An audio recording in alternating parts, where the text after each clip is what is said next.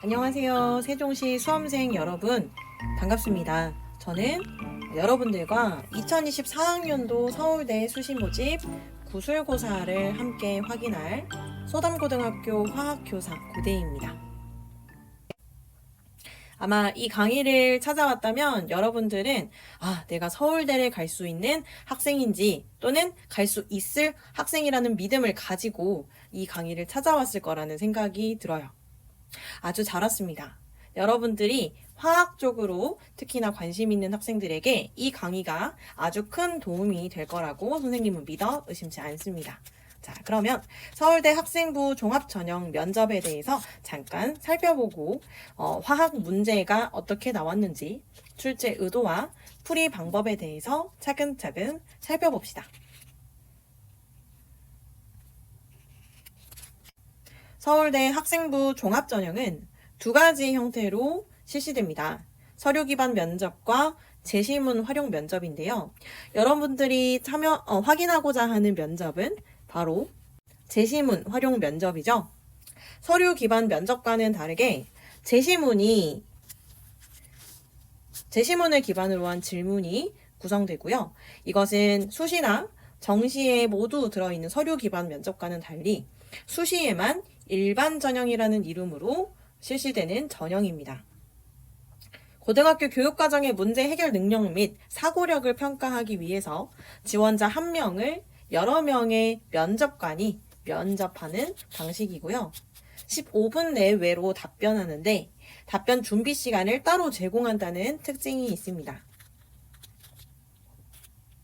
또한 의과대학은 지역균형 전형, 일반 전형, 그리고 기회균형 특별 전형에서 상황 제시문 기반 면접과 서류 기반 면접을 복수의 면접실에서 실시한다는 점이 다르다는 점, 총 60분 내외의 면접이 실시된다는 점이 다른 점입니다. 학생부 종합전형의 일반 전형의 평가 내용과 모집 단위, 면접 일정을 확인하세요. 2024학년도 기준으로 이와 같고요. 아마 2025학년도도 이와 유사한 형태로 학생부 종합전형 일반 전형이 시행될 것입니다.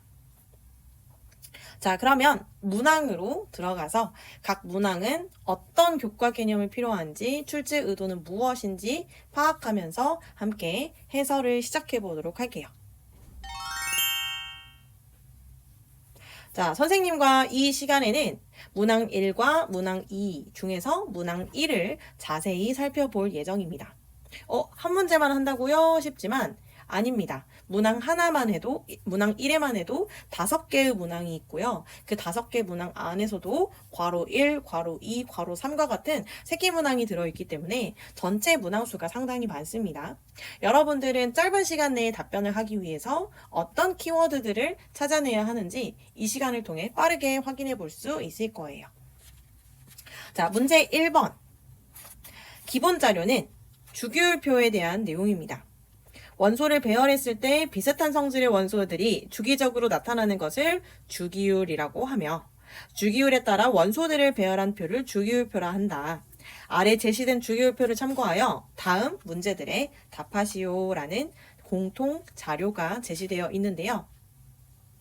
문제 1의 중요한 개념들은 5가지가 있습니다. 자, 첫 번째 개념은 원소의 주기적 성질, 두 번째는 엔탈피와 헬스 법칙, 세 번째는 공유 결합과 결합 에너지, 네 번째 분자 간 상호작용과 끓는 점, 다섯 번째 주기율표와 오비탈입니다.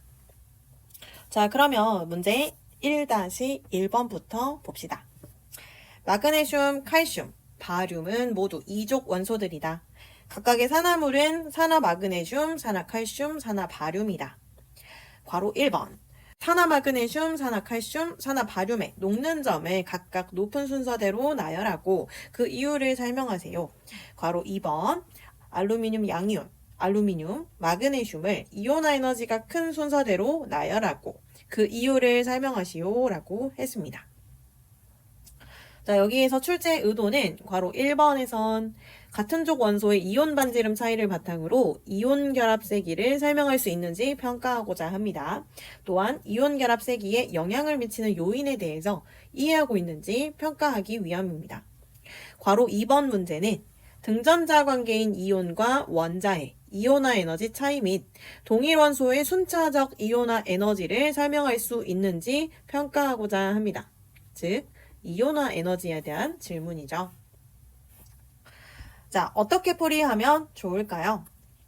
여기서 핵심 개념은 이온 결합 세기와 이온 반지름입니다. 자, 그럼 먼저 이온 결합 세기에 영향을 미치는 요인부터 살펴봅시다. 이온 결합 세기는 이온의 전하량과 이온 사이의 거리가 굉장히 중요합니다. 왜냐하면 이온 결합 세기는 거리의 제곱에 반비례하고 두 이온의 전하량에 비례하기 때문인데요. 전하량이 커지면 커질수록 이온 결합 세기가 커지지만 거리가 증가하면 증가할수록 이온 결합의 세기는 약해지죠. 그래서 이 두 가지 요소를 모두 확인할 필요가 있습니다. 두 번째, 이온 반지름인데요. 같은 쪽에서 원자 번호가 증가하면 이온 반지름은 증가합니다.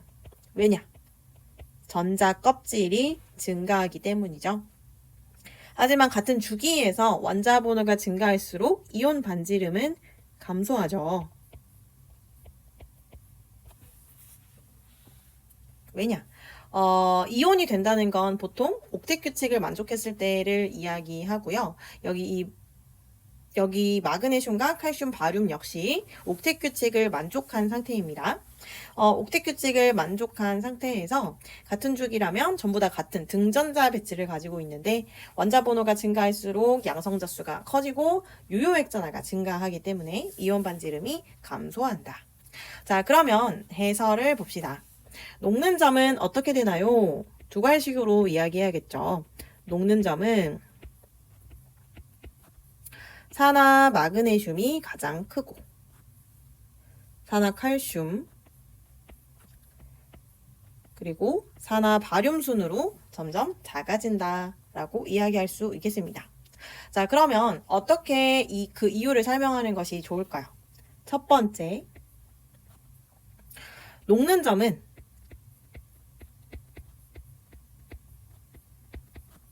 이온 결합 세기에 비례합니다.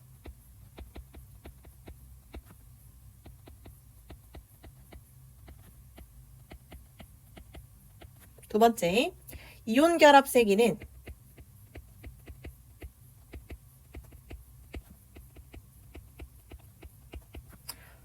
각 이온의 전하량과 두 이온 사이의 거리의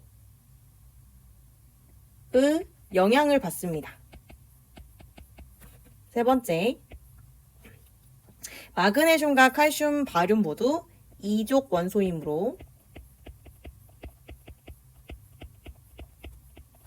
플러스 2의 전하량을 띠고요. 산소는 마이너스 2라서 전하량은 모두 동일한 조건입니다. 따라서 거리가 중요한데요. 이온 반지름이 바로 거리죠. 이온 반지름은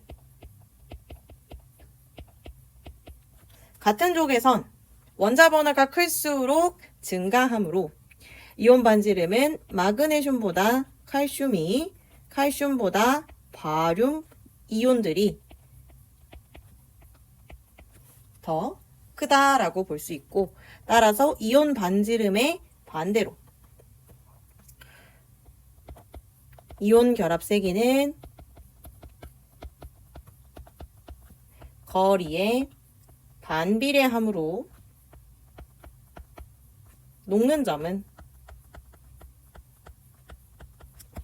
그 역순입니다 라고 대답하면, 그래, 논리적인 흐름을 모두 잘 설명한 것으로 볼 수 있겠습니다. 자, 1-1 2번 문제입니다. 알루미늄 양이온, 알루미늄, 마그네슘을 이온화 에너지가 큰 순서대로 나열하고 설명하시오 라고 했는데요. 이 문제의 핵심 개념은 원자와 이온, 그리고 등전자 상태의 이온화 에너지입니다. 자, 이온화 에너지는 같은 쪽에서 원자 번호가 크면 클수록 어떻게 되나요? 네, 이온화 에너지가 감소하죠. 전자 껍질이 커지면서 원자핵으로부터 받는 유효액전하가 감소하기 때문이죠. 근데 2번 같은 주기에선 원자 번호가 크면 이온화 에너지가 커집니다.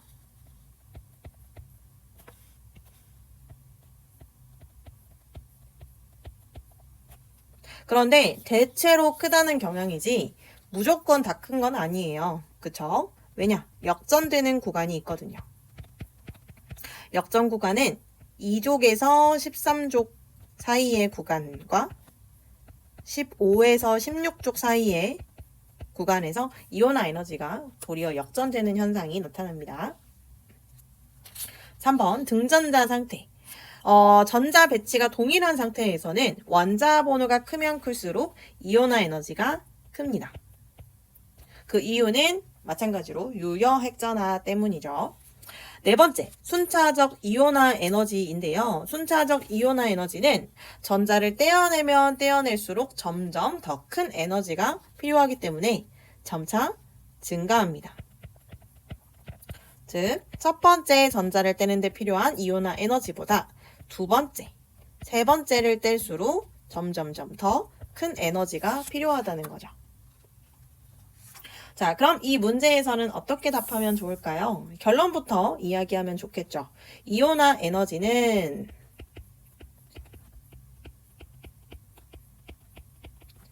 큰 순서대로 말하라고 했으니까 알루미늄 1가 양이온, 마그네슘, 알루미늄 순입니다. 라고 답하면 될 것 같아요.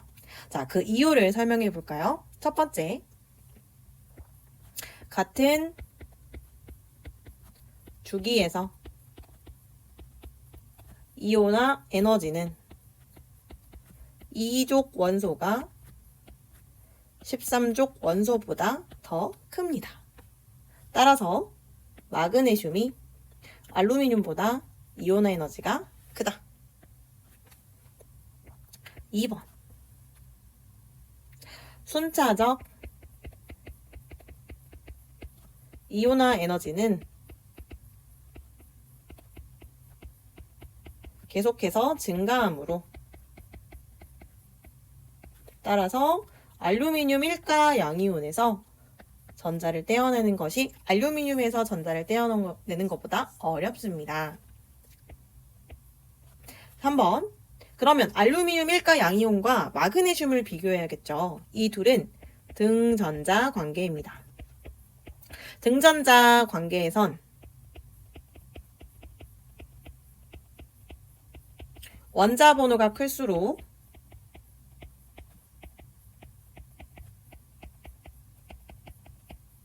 유효액전하가 크기 때문에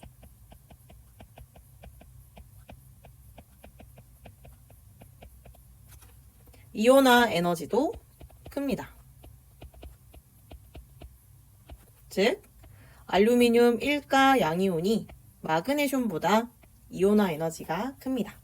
따라서 이온화 에너지는 알루미늄 1가 양이온이 가장 크고 그 다음이 마그네슘, 알루미늄 순서입니다. 라고 답하면 되겠습니다. 자, 그러면 1-2번으로 넘어갈까요? 아래 주어진 칼슘의 순차 이온화 에너지와 반응 엔탈피 값을 이용하여 기체 상태의 칼슘 양이온과 산소 음이온으로부터 고체 상태의 산화칼슘을 형성하는 과정에 반응 엔탈피를 구하시오라는 질문입니다. 이 문제의 출제 의도는 무엇일까요? 이온화 에너지의 정의를 이해하고 있는가 또는 헤스 법칙을 통해 반응 엔탈피를 계산할 수 있는지를 평가하고자 합니다. 자, 그러면 이 문제의 핵심 개념부터 살펴봅시다. 첫 번째 핵심 개념은 헤스 법칙입니다.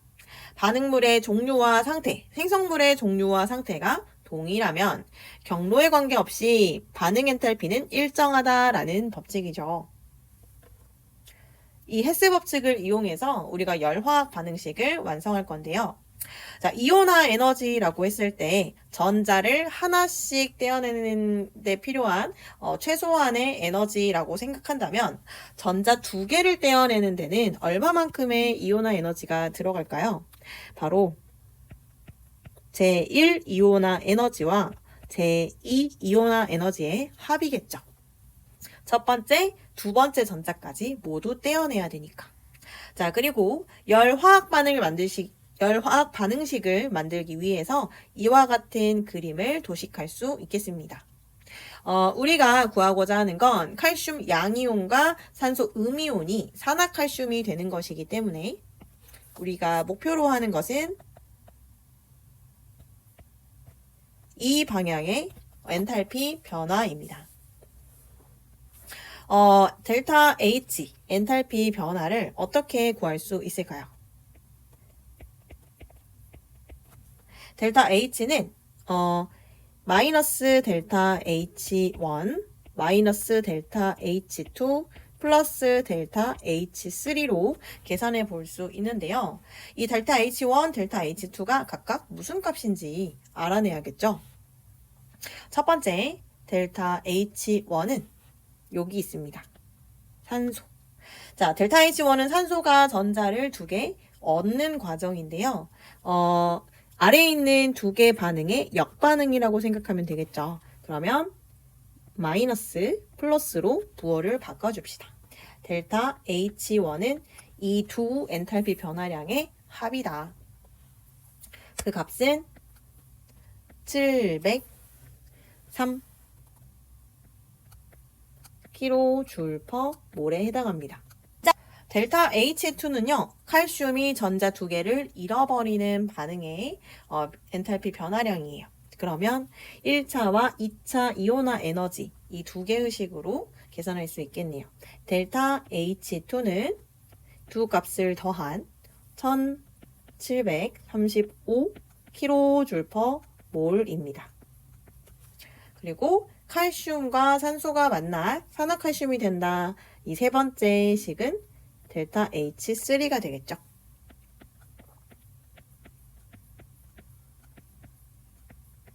자, 그러면 계산하면 얼마가 될까요? 마이너스 1735, 마이너스 703, 마이너스 610으로 계산하면 마이너스 3048 kJ/몰이 되겠네요. 아하, 이 전체 과정의 반응 엔탈피는 마이너스 3048이구나 라는 사실을 알아낼 수 있습니다. 여러분들은 이 과정을 면접관에게 간단하면서도 명료하게 설명하면 되겠죠. 자, 그럼 1-3번으로 넘어갈까요?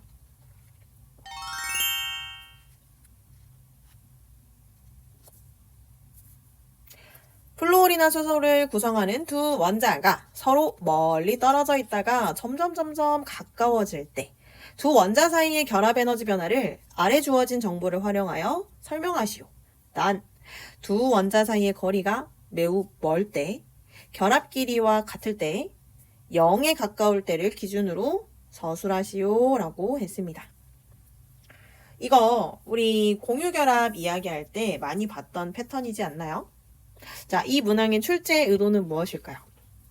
반응 엔탈피를 통해 분자의 결합 에너지를 계산할 수 있는지 평가하고자 하고요. 또한 공유결합의 형성 원리를 이해하고 원자 사이의 거리와 에너지의 상관관계를 설명할 수 있는지 확인하고자 함입니다. 그러면 어떻게 풀이하면 좋을지 핵심 개념부터 들여다봅시다. 자, 첫 번째 핵심 개념은 공유결합의 결합길이에요. 아래 보이는 이 두 개의 회색 공이 원자들의 공유결합이 된 상태라고 봅시다. X원자 두 개가 공유결합하고 있다라고 보았을 때 그 중심에는 원자 핵이 있을 거예요. 이 두 원자 핵 사이의 거리, 이 거리는 X라는 원자의 반지름의 2배입니다. 즉, 핵간 거리의 절반이 X라는 원자의 반지름이라는 뜻이죠. 그래서 수소의 반지름과 플루오린의 반지름을 더하면 플루오린과 수소의 결합 길이를 유추할 수 있습니다. 자, 두 번째는 결합 에너지인데요.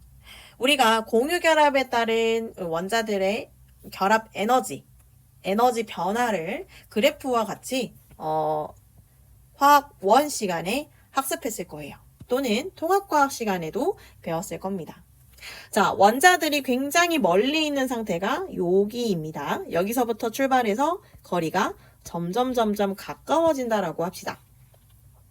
자, 거리가 가까워지면 가까워질수록 원자들 사이에 인력이 우세하게 작용하면서 에너지가 점점 낮아지는 현상이 나타나죠.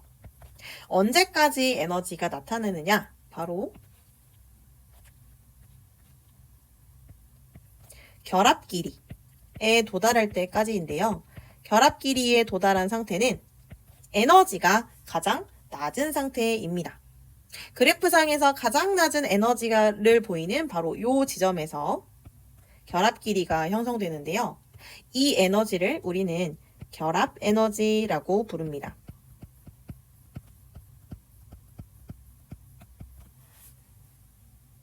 자, 그래서 에너지가 가장 낮아졌을 때 그때 바로 결합이 형성되는, 안정적으로 형성되는 위치다라고 보면 되고요. 거기서부터 또 가까워져서 원자 사이의 거리가 0에 가까워지면 원자 핵 간의 반발력이 우세하기 때문에 에너지가 매우 급격히 높아집니다. 그래서 불안정해지죠. 그러면 두 원자 핵이 다시 안정해지기 위해 멀어져 가는 과정이 나타납니다. 자, 그러면 우리는 이 결합 길이와 결합 에너지가 얼마인지 좀 찾아볼 수 있을 텐데요. 문제에서 주어진 조건을 이용해서 헤스 법칙을 이용해 결합 에너지를 한번 찾아보도록 합시다. 이 그림과 같은 도식으로 생각해 볼 수 있는데요. 우리가 찾고자 하는 건 H랑 F 원자가 완전히 분리되어 있다가 결합을 참여하면서 HF 분자가 되는 이 과정의 델타 H, 엔탈피 변화가 필요합니다. 자, 그러면 델타 H는 어떻게 구할 수 있을까요? 바로 마이너스 델타 H1 더하기 델타 H2라고 볼 수 있겠죠. 델타 H1은 H2와 F2 분자가 H와 F로 쪼개지는 상황을 나타내는 것이고요. 그 다음 델타 H2는 두 개 H2와 F2 분자가 HF라는 분자로 다시 새롭게 결합하는 것을 의미합니다. 자, 그런데 H2 기체와 F2 기체 상태는 쓰지 않겠습니다. 이 둘이 만나면 두 개의 H와 두 개의 F가 되겠죠. 이와 같은 화학 반응의 엔탈피 변화량은 문제에 주어져 있어요. H2의 결합 에너지와 F2의 결합 에너지라고 쓰여 있는데요. 이 436 더하기 160에 해당하는 양이 델타 H. 여기 이 반응의 엔탈피 변화량에 해당하겠죠. 그 값이 얼마냐? 596kJ죠. 그런데 우리가 원하는 것은 H 원자 하나와 플루오린 원자 하나이기 때문에 2분의 1 H2와 2분의 1 F2가 분해되어야 돼요. 그래서 전체적인 반응에 2분의 1을 해주어야 한다. 그러면 델타 H1은 596의 절반인 298이 되겠죠.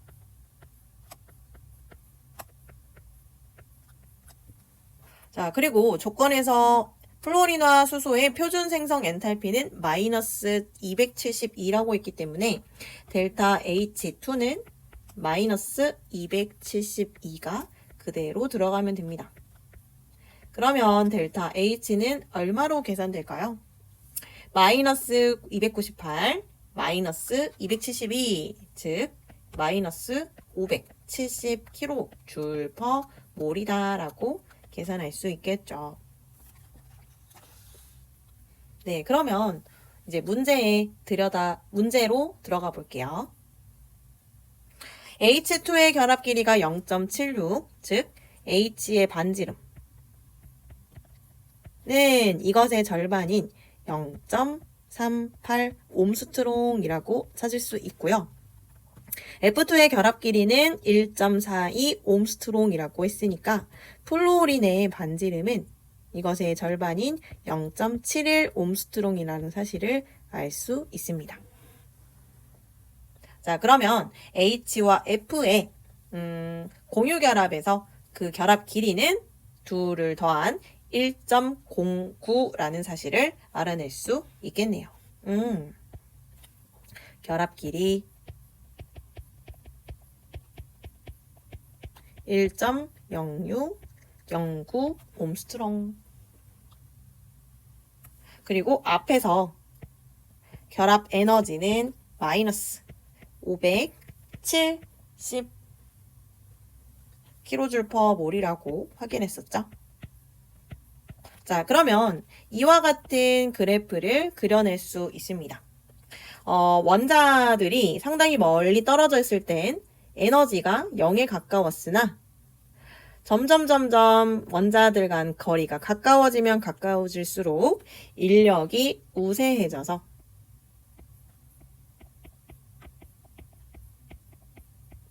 에너지가 점점 아래로 내려가는, 즉 에너지가 낮아지고 안정해지는 결과가 나타납니다.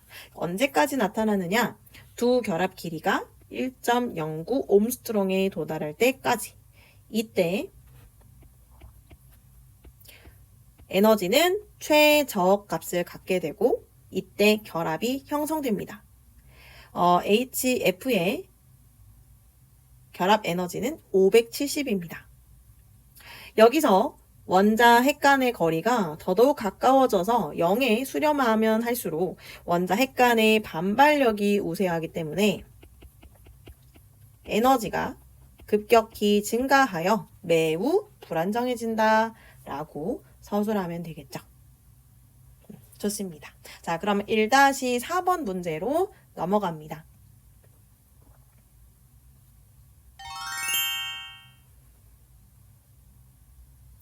분자 간 상호작용은 여러 요인에 의해 결정된다. 다음 물음에 답하시오.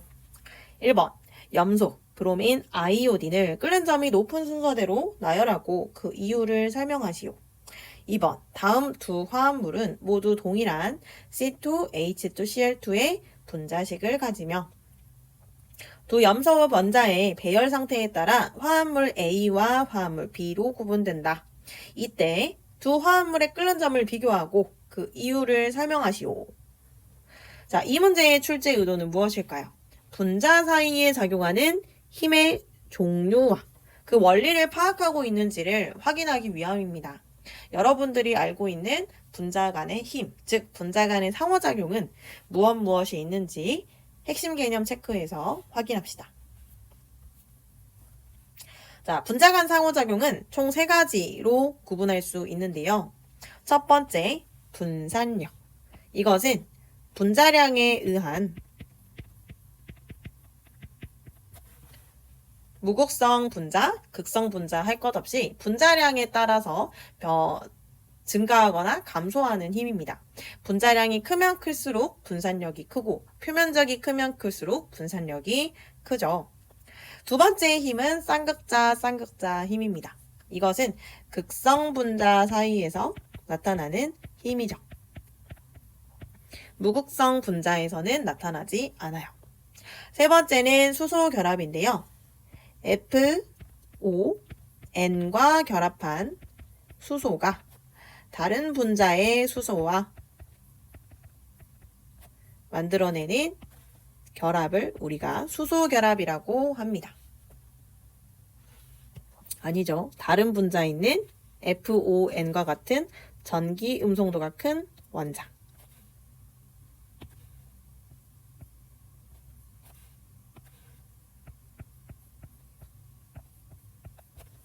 이러한 결합을 우리가 수소 결합이라고 하죠. 자, 그러면 두 번째 개념은 무엇인가요? 끓는 점인데요. 이 끓는 점은 분자 간의 상호작용에 비례합니다. 분자 간 인력이 강하면 강할수록 끓는 점이 높기 때문이죠. 자, 그러면 이들의 끓는 점을 순서대로 나열해 볼까요? 끓는 점은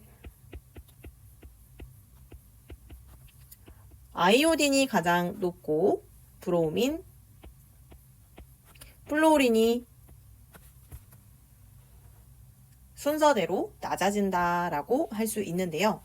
그 이유가 무엇인가 설명해야겠죠. 첫 번째, 할로젠 분자들은요,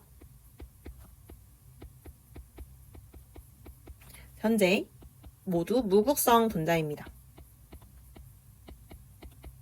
무극성 분자 사이에서 작용하는 힘은 분산력입니다. 분산력은 분자량에 의해서 영향을 받고요. 모양은 비슷하기 때문에 분자량을 비교했을 때 분자량이 크면 클수록 분산력도 증가한다는 사실을 토대로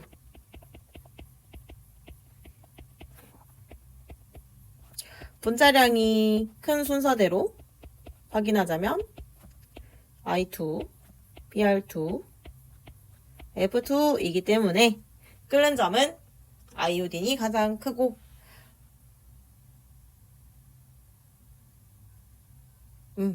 플로린이 아니라 염소인데 선생님이 순간 헷갈렸네요. 염소 분자가 가장 끓는 점이 낮다라고 대답하면 되겠죠. 좋습니다.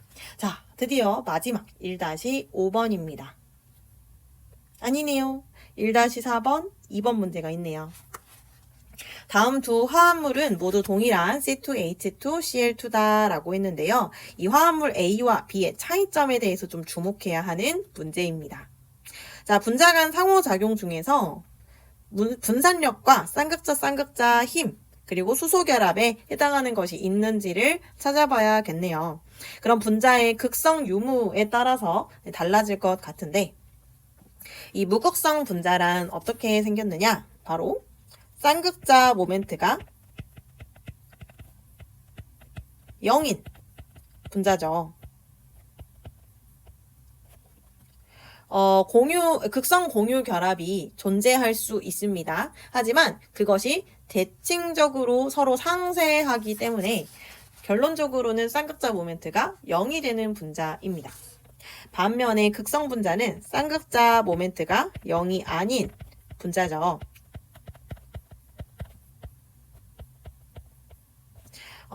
공유 결합의 극성 공유 결합이 서로 상쇄되지 않았기 때문에 쌍극자 모멘트가 0이 아니고 분자에서 전자들이 어느 한쪽으로 치우쳐져 있는 쌍극자가 됩니다. 자, 그러면 화합물 A와 B는 각각 극성인지 아니면 무극성인지 확인해 봐야겠죠. 자, 화합물 A에 있는 극성 공유결합을 확인해 볼게요. 자, 탄소에서 염소 쪽으로 이와 같이 쭉 극성 공유결합이 뻗어 있는데요. 이 둘은 서로를 상쇄시키는 방향이 아닙니다. 따라서 쌍극자 모멘트가 0이 아니고요. A는 극성 분자죠.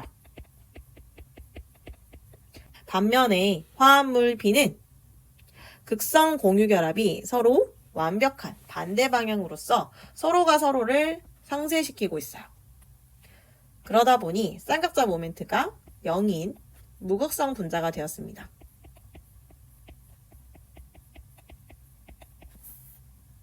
끓는 점은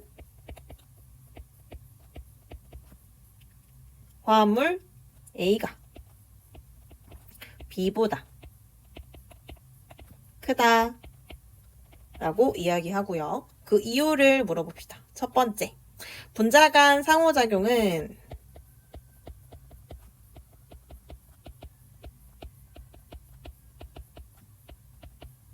분산력은 둘 다 동일한 분자량이기 때문에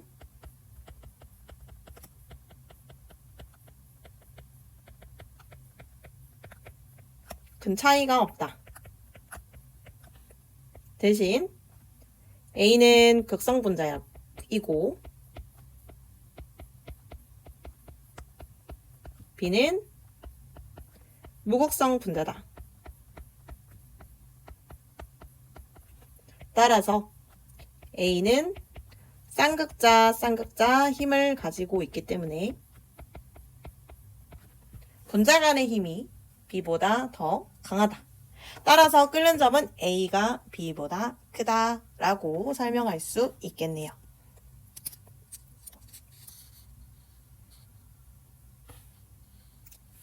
자, 진짜 마지막 1-5번입니다. 스핀 자기 양자수는 전자의 운동 방향에 따라 결정되는 양자수로 두 가지 상태를 가진다. 전자의 스핀 자기 양자수가 네 가지인 가상 세계가 존재한다고 가정하자.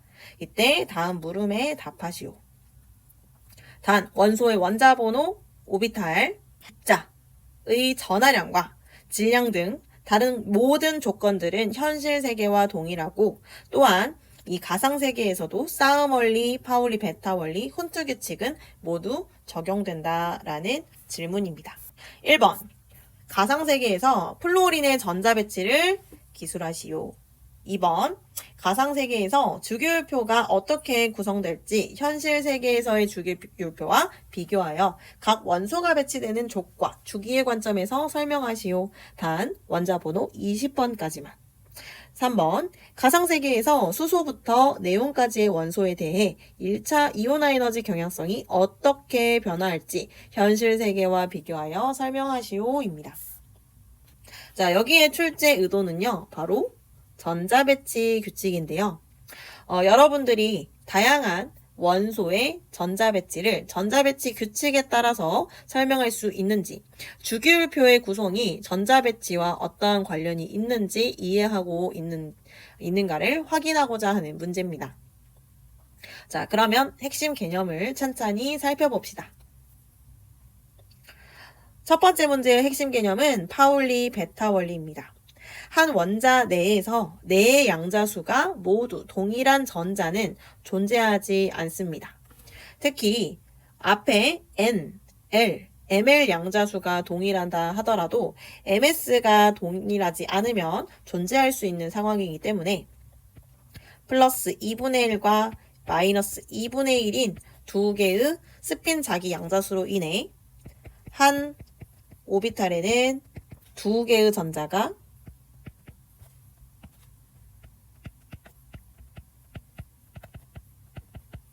들어갈 수 있죠. 왜? 양자수가 두 개이기 때문에. 하지만 가상세계의 새처럼 네 개의 양자수라면 한 오비탈당 두 개의 전자가 아니라 네 개의 전자가 들어갈 수 있을 것입니다. 자, 그러면 플루오린은 어떻게 전자 배치가 될까요? 플루오린의 원자 번호는 9번입니다. 따라서 1s 오비탈에 4개의 전자가 들어갈 것이고 2s 오비탈에 4개의 전자, 그 다음 전자인 오비탈인 p 오비탈, 이 p 오비탈에 마지막 하나의 전자가 들어가는 바닥 상태의 전자 배치가 가능합니다. 라고 대답하면 되겠죠. 사실 들뜬 상태라면 오비탈당 4개 이하로만 된다면 어떤 전자 배치든 다 가능합니다. 라고도 추가로 답하는 것도 좋아요. 여기 질문에서 플루오린의 전자 배치를 기술하라고 했지 바닥 상태 전자 배치를 기술하라고 하지는 않았습니다. 여러분들은 출제 의도가 무조건 바닥 상태겠지라고 하는 것보단 바닥 상태라면 그렇지 않고 들뜬 상태라면 이렇게 두 가지로 구분하여 설명하는 것이 교육과정의 내용을 명확하게 이해하고 있구나, 출제 의도를 파악하고 있구나를 더 명확히 보여줄 수 있는 대답이 될 것입니다. 2번. 자, 이번에는 주기율표를 만들어 보아라 라는 질문인데요. 우리가 왼쪽에 보면 일반적으로 알고 있는 현대의 주기율표가 나와 있습니다. 자, 여기 선생님이 붉은색으로 표시한 이 부분은 s오비탈의 마지막 원자과 전자가 차는 전자 배치라고 볼 수 있고요. 여기 오른쪽에 파란색으로 네모를 친 이 영역 안에 있는 원소들은 마지막 전자가 p오비탈에 채워지는 원소들이라고 볼 수 있습니다. 가운데 여기 s와 p 오비탈 사이에 있는 얘네들은 d 오비탈의 전자가 마지막으로 들어가는 원소들이다 라고 볼 수 있겠죠. 주기율표에서 위치만 가지고도 전자 배치를 예상할 수 있다는 거죠. 자, 그러면 s오비탈에는 전자가 2개씩밖에 들어가지 못하기 때문에 한 줄, 2줄의 원자들이 배열되어 있고 p오비탈에도 전자가 2개씩 들어간다면 총 6개의 전자가 들어갈 수 있어서 6개의 줄이 만들어집니다. 이게 가상세계, 즉 양자수가 4개인 상황이라 오비탈당 전자가 4개까지 들어갈 수 있다면 어떤 식으로 주기율표가 만들어질까요? 자, 오른쪽을 볼까요? 1쪽에서 4쪽까지. 여기 있는 원소들은 마지막 전자가 s오비탈로 들어가는 원소들일 것이고요. 25쪽부터 36쪽까지 베릴륨은 빼야겠네요. 여기 있는 원소들은 p오비탈에 전자가 총 12개까지 들어갈 수 있어서 마지막 전자가 p오비탈로 들어가는 원소들입니다. 자, 이렇게 특이한 형태의 주기율표가 만들어졌는데요. 이것을 현대의 주기율표와 비교하여 3가지로 설명하겠습니다. 라고 답하고 이와 같이 답하는 거예요. 첫 번째, 1주기 원소가 2개에서 4개가 되었다. 그 이유는 첫 번째 껍질인 1s오비탈에 전자가 최대 4개까지 들어갈 수 있기 때문이다. 또한 그로 인해서 1주기의 비활성 기체는 헬륨이 아니라 원자번호 4번인 베릴륨이 되었다라고 설명할 수 있겠죠. 두 번째, 2주기 원소는 원래는 8개의 원소였는데 16개가 된 거예요. 또한 이때의 비활성 기체는 네온이 아닌 칼슘입니다. 3번, 전이금속의 족이 바뀌었어요. 하지만 여기서는 원자번호 20번까지라고 했으니까 주족 원소라고 할게요. 주족 원소에 해당하는 족은 1부터 4족, 그리고 25에서 36족에 해당한다. 이 가운데 5부터 24족은 d오비탈에 전자가 채워지는 전이금속이다 라고 설명하면 되겠죠. 자, 이렇게 3가지로 답변할 수 있겠습니다. 마지막 3번. 이 3번 문제의 핵심 개념은 이온화 에너지의 주기적 성질입니다. 이온화 에너지는 주기가 바뀌면 이온화 에너지가 급격히 감소합니다. 그 이유는 전자 껍질 때문이죠. 또한 같은 주기 내에서 원자번호가 커지면 이온화 에너지는 증가하는데요. 하지만 역전 구간이 존재해요. 2족에서 13족 사이, 15족에서 16족 사이가 이온 에너지 역전이 나타나는 구간인데요. 2족에서 13족 사이에 이온화 에너지가 역전되는 이유는 전자가 떨어지는 오비탈이 s오비탈에서 p오비탈로 바뀌기 때문입니다. p오비탈이 에너지 준위가 높다 보니 상대적으로 적은 에너지가 필요한 것이죠. 15족과 16족 사이에서 이온화 에너지 역전이 일어나는 이유는 훈트 규칙 때문이죠. 전자가 떨어지면서 오히려 홀전자가 많아지기 때문에 훨씬 더 안정해지려는 효과가 있어서 훈트 규칙에 의해 상대적으로 전자가 잘 떨어지는 것입니다. 자, 그러면 이것을 그래프로 상상해 보면서 대답을 해보도록 해봅시다. 자, 수소, 헬륨, 리튬, 베릴륨. 1주기 원소들의 이온화 에너지는 같은 주기 내에서 점차 증가할 거예요. 자, 그 다음 2주기 원소가 될 때 확 감소하겠죠? 동소, 탄소, 질소, 산소. 이때까지 ES 오비탈의 전자가 채워지고 이제 P 오비탈에서 전자가 톡 떨어져 나갈 플루오린이 산소보다 낮은 이온화 에너지를 갖겠죠. 그리고 네온. 자, 네온까지라고 했으니까 여기까지만 그래프를 그립시다. 특이한 구간이 몇 가지 나타나는데요. 첫 번째, 여러분들은 답을 할 때 저는 세 가지 차이점에 대해서 말씀드리겠습니다 라고 하면서 첫 번째는, 두 번째는, 세 번째는 이렇게 답변하면 훨씬 더 면접관이 여러분들의 말을 이해하고 파악하기 쉽겠죠. 가상세계에선